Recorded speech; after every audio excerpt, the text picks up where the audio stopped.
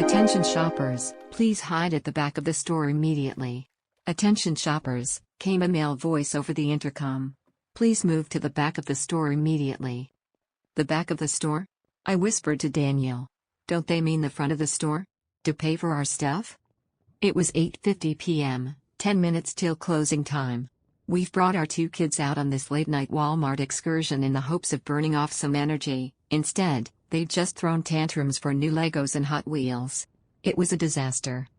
But apparently, the disaster was just beginning. Please move to the back of the store immediately, the voice repeated overhead. This is not a drill. I glanced around, but the other shoppers were just as confused as I was. An old lady looked up at the ceiling, scrunching her face. What the heck? A dark-haired woman asked her boyfriend, pushing a cart full of garden supplies. Didn't you hear? An older man said, leaning over his cart of bottled water and canned food. We're in a tornado watch. One touchdown in Sourville. A tornado? It was definitely storming outside. I'd seen the black clouds roll in from the east earlier. But it didn't look that bad. Do not stay out in the open. I repeat, do not stay out in the open. There was a pause. Then, an explosion of sound, as everyone began to mobilize. Carts rolling, panicked voices, feet slapping on the floor. No. No, no, no. This can't be happening. I hurried down the toy aisle, Tucker in my arms, Daniel and Jackson following me. 3 zigzaggy turns, and then we were in the electronics area. I glanced at the TVs on the wall. And pictured the 4 of us, crushed underneath them. Stay away from windows and doors, the voice continued on the loudspeaker. And do not attempt to exit the store. Is it safe here? Daniel shook his head. Big open areas aren't good. I'm going to check in back, see if there's a break room or something. You stay here, okay? I nodded. Arms shaking, I sat down on the ground between 2 shelves of video games. Tucker sucked on a bottle in my arms while Jackson began to giggle. Is the tornado going to hit the store? And everything will fly around, real fast? He asked with a big stupid grin on his face. I don't know. A tornado. A real-life tornado, like you see in the movies, plowing through our town. It was so unfathomable. We were New York natives, transplanted here to Indiana only 6 months ago. I'd never been in a tornado watch my entire life. Daniel jogged back into view. Everything's locked up, he said, as he joined me on the floor. But listen. Fairview's a big town. The chances that it'll hit this Walmart. I think we'll be okay. I never should have brought us here. You didn't know. None of us did. He wrapped his arm around me. They should have warned us. Like an emergency alert on our phones. Or a tornado siren, or something. The voice overhead rang out again through the store. Do not stay out in the open. Do not make yourself visible. That includes security cameras. Please move to a spot that is not visible to any cameras. I frowned. What does that have to do with tornadoes? A feeling of unease, in the pit of my stomach. I glanced up, and saw several black globes descending from the ceiling, hiding the cameras within. I guess we should listen to them and get out of sight, I whispered. I grabbed Jackson's hand, Daniel picked up Tucker, and we jogged out into the center aisle. The store was an eerie sight, abandoned shopping carts, askew in the aisle, full of everything from pies to batteries to plants. Footsteps echoed around the store from people unseen, as they found their new hiding places. We dodged a shopping cart full of soda, ran through kitchenwares, and then stopped in the Easter decoration aisle. There was a camera in the central corridor, but as long as we stayed in the middle of Easter aisle, we'd be invisible. The 4 of us crouched on the floor, next to some demented-looking Easter bunnies. I'm hungry, Jackson whined. Shh. Mommy. I grabbed a bag of colorful chocolate eggs and ripped it open. Here. Candy. Happy? I whispered, thrusting them into his hands. Then I leaned back against the metal shelves, panting. But I didn't have long to rest. A mechanical whine overhead, and then the voice came through the speakers again. Keep away from aisles with food. If you have food with you, leave it and move to a new hiding place. If you have any open wounds, cover them with clothing. What the heck? That had nothing to do with keeping safe in a tornado. We should make a run for it, Daniel whispered to me, starting to stand. But the tornado. I don't think there is a tornado. Listen. Do you hear any wind? I listened. But all I heard was silence.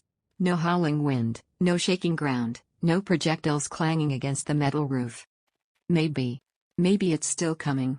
I know what they're saying doesn't make sense, but to go outside. We need to get out of here. Now. He grabbed Jackson's hand as he held Tucker in his arms. Come on. Daniel, I don't think that's a good idea, I whispered. But the next words from the intercom changed my mind.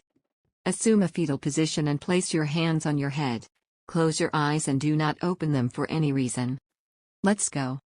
We broke into a sprint and ran down the central aisle, cameras be damned. The front door appeared in front of us, a little black rectangle looming in the distance. And as we got closer, I saw Daniel was right. There was a tree at the border of the parking lot, under a street lamp. It was perfectly still. We continued running, past the clothing area, past the snacks lined up at the checkout lines. I ran towards the sliding glass doors as fast as my legs would carry me. Almost there. Almost there.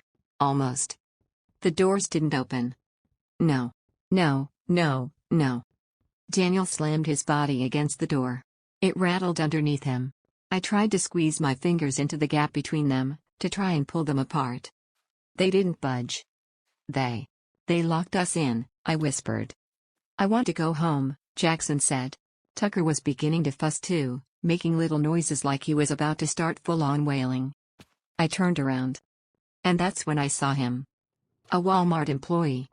He was sitting on the ground at the end of one of the checkout aisles, facing away from us, wearing the familiar blue vest with a golden starburst. Hey, let us out. He didn't reply. Did you hear me? I don't care if there's a freaking tornado. Unlock the door and let us out. Again, he said nothing. But in the silence, I could hear something. A wet, smacking sound. I stared at the man, slightly hunched over, still facing away from me. Was he eating something? The speaker overhead crackled to life. Attention. Please do not talk to any Walmart employees. My blood ran cold. The smacking sound stopped. And then, slowly, the man began to stand. He placed his palms on the conveyor belt and pushed up, and I could see that they were stained with blood. I backed away, but my legs felt like they were moving through a vat of honey. No, no, no. Fingers locked around my arm and yanked. Come on, Daniel shouted. I sprinted after him, deeper into the store. Tucker stared at me over his shoulder, and Jackson ran as fast as his little feet would take him. I was vaguely aware of the slap slap slap sound behind me, but I didn't dare look back. Daniel ran into the clothing area and I swayed, dodging circular racks of t-shirts and wooden displays of baby clothes. He skidded to a stop and ducked into the dressing room area. In here, he whispered, motioning at one of the rooms. We piled inside and locked the door. Daddy, Jackson started. You listen to me very carefully, I said, crouching to his level. You have to be absolutely silent. Do not say a word. Okay?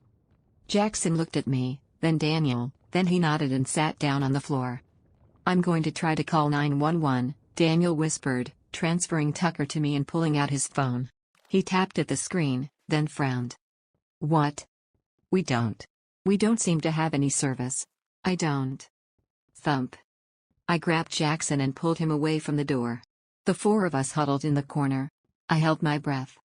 Thump. Under the gap of the dressing room door, men's feet in black shoes.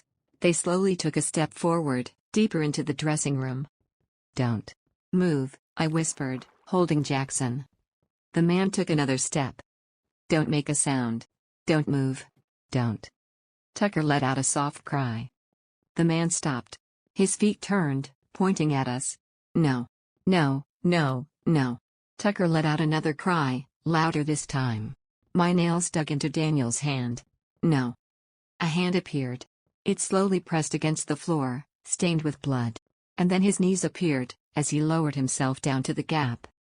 No. Could he fit under? The gap wasn't small, it was like the stall door to a bathroom. If he flattened himself against the floor, there's a chance he could fit under. I watched in horror as his stomach came into view. His blue Walmart vest, as he lowered his body to the floor.